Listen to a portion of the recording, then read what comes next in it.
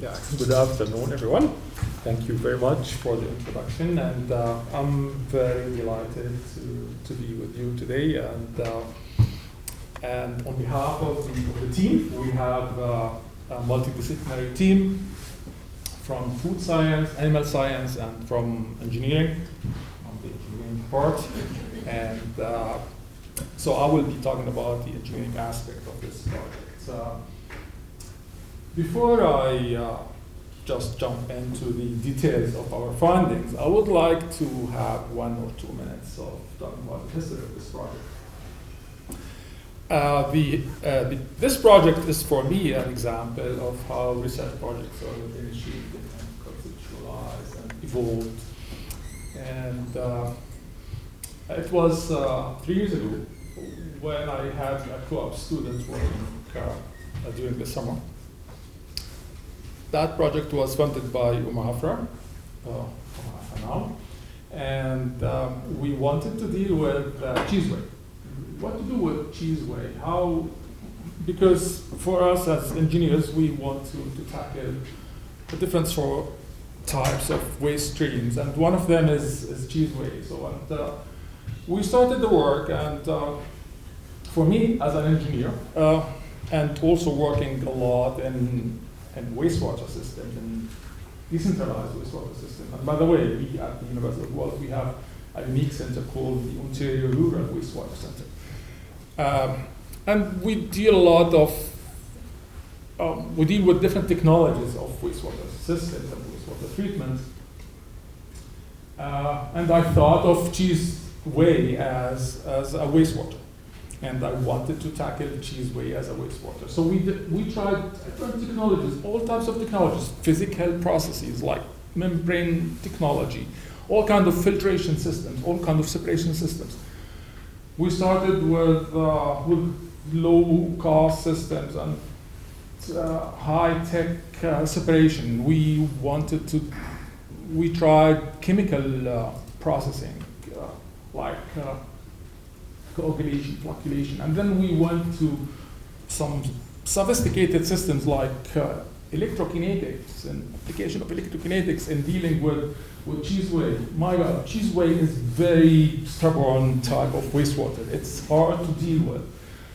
And so we tried electrocoagulation, we tried electroflutation, nothing. So we spent almost like 4 months of dealing with cheese whey with 0 results. And the last 2 weeks, so we gave up at that time. So we cannot deal with cheese whey. And the last 2 weeks, I was in a lab with my a PhD student who was supposed to deliver this talk, by the way, but he has an injury. He has a surgery this week. So I talked to him and with the other co-op students, and I told him, Anthony, do we have bentonite here? Because I know bentonite, we use bentonite as a coagulant aid, so it's not an important part in the treatment. So, and he said, do we have bentonite in the lab? And I know that we have, but I just wanted him to bring some bentonite to me. So so we started mixing bentonite with cheese whey the last 2 weeks in this research project. So we started mixing bentonite. We mix it in a test tube, in a small test tube, and then we allowed the mixture to settle. And all of a sudden, we have this. This is the cheese whey, and this is the results of cheese whey. And that was for us like winning a lottery. So it's a magic that we got this stubborn type of wastewater being treated in such a manner.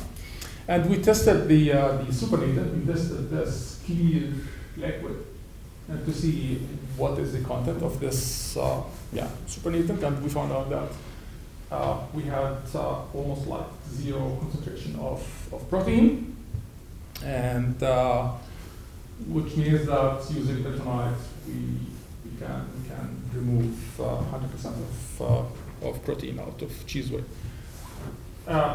this cheese whey can be utilized, and we'll talk about that later on. And this is how the research project has initiated 3 years ago. And then we started, the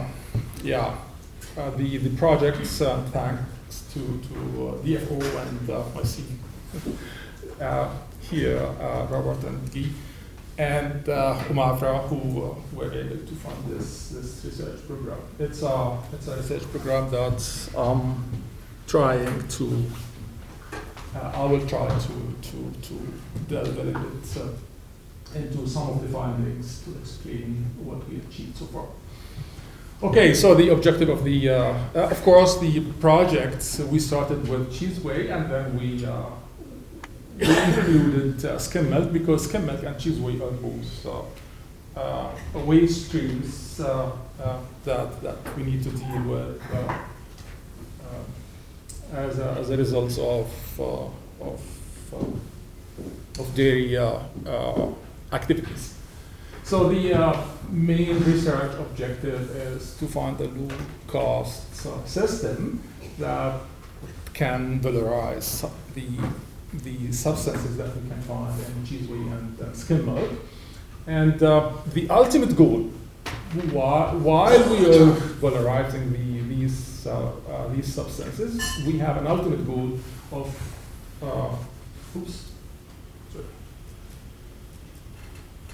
the ultimate goal of evaluating the application for the product streams, which is the animal feeding. So animal feeding is going to be part of our objective. I'm not going to talk about animal feeding because this is not my area, but I'm pretty sure. So soon we will start talking about the output, the outcomes, and the results in this part. Okay, so a little bit about cheese whey. Cheese whey is, or whey in general, we are producing, worldwide cheese whey is produced in millions of cubic meters. Millions and millions of cubic meters. And only 60% of cheese whey is utilized for different purposes like whey powder, whey protein concentrate, and whey protein isolate. The 40% remaining of cheese whey, which represent also millions of cubic meters, needs to be disposed of. And this is a very, very challenging part for us as engineers. How to dispose of this kind of waste stream with minimal environmental footprint and minimal environmental impact. Taking into consideration that cheese whey, as I mentioned, cheese whey is very stubborn. It's not easy to deal with as wastewater. So cheese whey has almost like 100 to 175 times stronger than domestic wastewater. So if we talk about BOD in domestic wastewater of 300 milligram per liter, so you just multiply it by 100 or 200 even, and it's hard to deal with. And a wastewater treatment, a centralized wastewater treatment that is receiving these kinds of waste, I'm sorry, they will face a lot of problems. So it is not easy to treat the cheese whey. So just to talk about our system boundary and the process boundary or the flow chart of our work.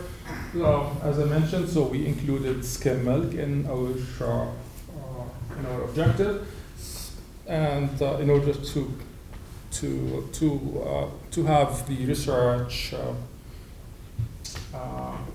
or in order to get a consistent type of whey in our research, so we decided to get the cheese whey. We have produced the cheese whey ourselves, so we decided to get the cheese whey from the skim milk. So by means of acidification, so we produce the cheese whey.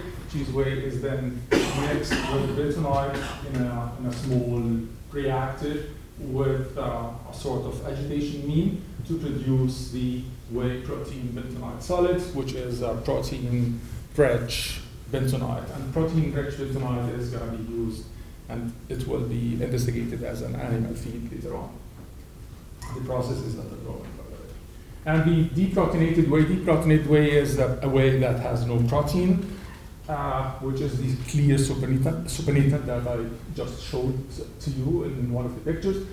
Then we go for filtration, possible filtration. Later on, we will develop a lot of other objectives out of this deprotonated whey. After filtration, so we get the lactose enriched brine, so which is lactose rich stream, and water that can be used or utilized in the process again. So it's a circular economy process that we are targeting out of this research. As I mentioned, so we have the objective of low-cost technology of extracting the protein and other substances out of cheese whey, and we by means of agitation, so we have to add bentonite at different dosages and concentrations. Also on some operating parameters, I will talk a little bit about them in a bit. And we have to provide mixing and allow also a sort of some time for settling. We are producing three main streams. The first main stream, which is the protein-enriched bentonite. The second is lactose-rich stream, and then the last stream is the clean water that can be recycled again and again. Oops.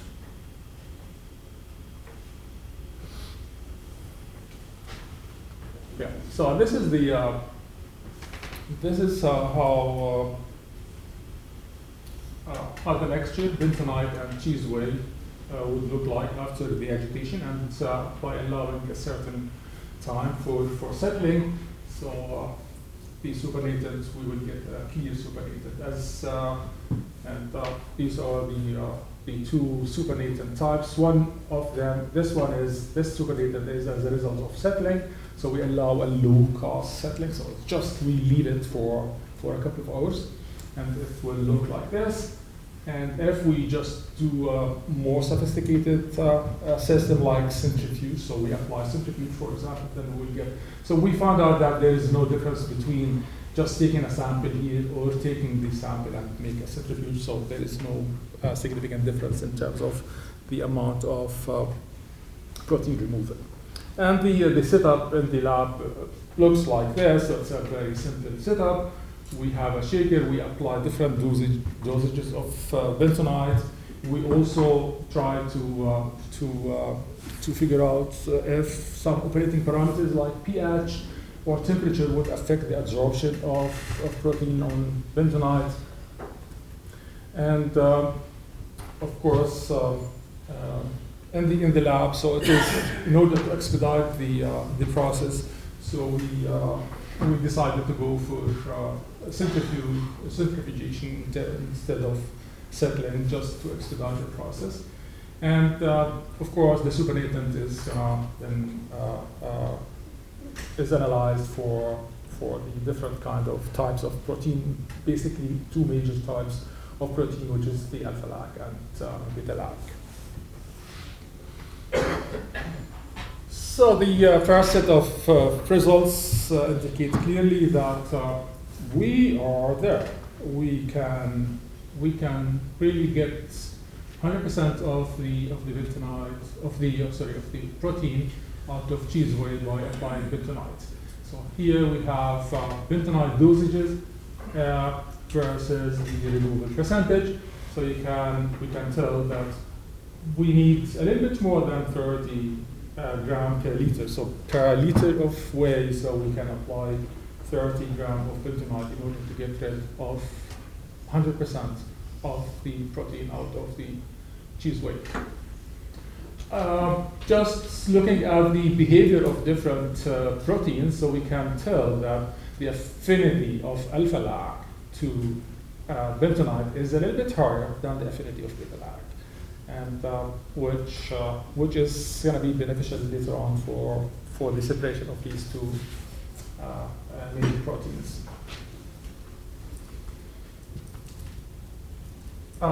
We try different temperatures, as I mentioned. So these are the operating parameters that we try to figure out if they have any impact or any effect on the absorption of protein. And we found out that basically for beta-lac, so there is no significant difference. This is the removal after, removal at 4 degrees Celsius for beta-lac, and this is the removal at 20 and 40 Celsius. While it is more, the temperature is more significant, and the effect is clearly seen at the alpha-lac, where we can improve the removal by increasing the temperature. It's an interesting result, again, because we have to investigate how to separate these two major proteins later on. So temperature is going to be a factor that is affecting the absorption. One of the major findings that we are happy to see is how to separate these two proteins using or by manipulating the pH, the acidity of the food. And we found out that, interestingly, that these two proteins have different affinity, totally different behaviors when it comes to pH. So you can tell that at lower pH levels, so we have more absorption of alpha protein compared to beta, while if you just increase the pH to 9, for example, so we have beta is absorbed while alpha is remaining in the solution. We know that the separation of alpha and beta protein is very expensive, so industries are paying millions of dollars in order to separate alpha and beta, and we were able to separate the protein as a result of by manipulating the pH on bentonite. So this is this is something that we have also to further investigate. And another operating parameter, which is we wanted the main objective of our work is to have a low cost technology. And if we apply a mixing, its agitation is an energy intensive process. Maybe settling is not, but mixing is an energy intensive. So we try to minimize the energy induced into the process by reducing the mixing time.